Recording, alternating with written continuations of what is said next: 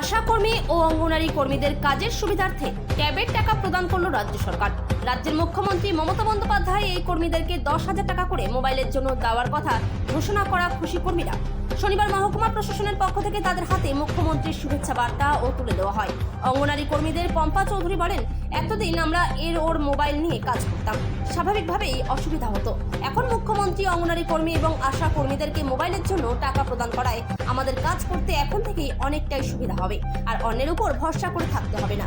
অঙ্গনারী কর্মীদের শ্রাবণী চ্যাটার্জি ঝা বলেন, আমরা বর্তমানে পোষণ অ্যাপে কাজ করছি, তারপরও আমাদেরকে মোবাইল দেওয়া হয়নি। এটা আমাদের দীর্ঘদিনের দাবি ছিল। অবশেষে রাজ্যের মুখ্যমন্ত্রী মমতা বন্দ্যোপাধ্যায় অঙ্গনারী কর্মীদের পাশাপাশি আশা কর্মীদেরকে 10,000 টাকা করে মোবাইলের জন্য প্রদান করায় আমাদের এখন থেকে কাজ করতে আরও সুবিধা হবে। আমাদের অনেক দিনের দীর্ঘদিনেরই আমাদের দাবি ছিল, কারণ আমরা এখন পোষণ অ্যাপে কাজ করি।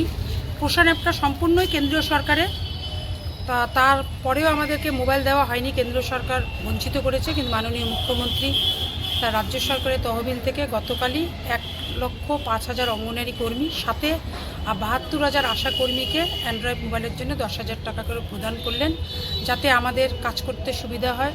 সত্যি আমরা মুখ্যমন্ত্রীকে এর জন্য স্যালুট জানাই যে মুখ্যমন্ত্রী আমাদের এই টাকাটা দিয়েছেন, কারণ তাতে মুখ্যমন্ত্রী কথা দিয়েছিলেন, সেই কথাটা যে উনি রাখতে পারেন আবারও তিনি প্রমাণ করে দিলেন। কাজ করতে আমাদের সুবিধা হবে, কারণ দেখুন আমাদের তো সামান্য অনারিয়াম, সেই অনারিয়াম দিয়ে তো আমাদের সবার পক্ষে সম্ভব নয় মোবাইল কেনা। এতদিন আমরা কেউ বরের, কেউ ছেলের, কেউ বাড়ির মেয়ের মোবাইল দিয়ে আমাদের অঙ্গনারী কর্মীরা কাজ করতো।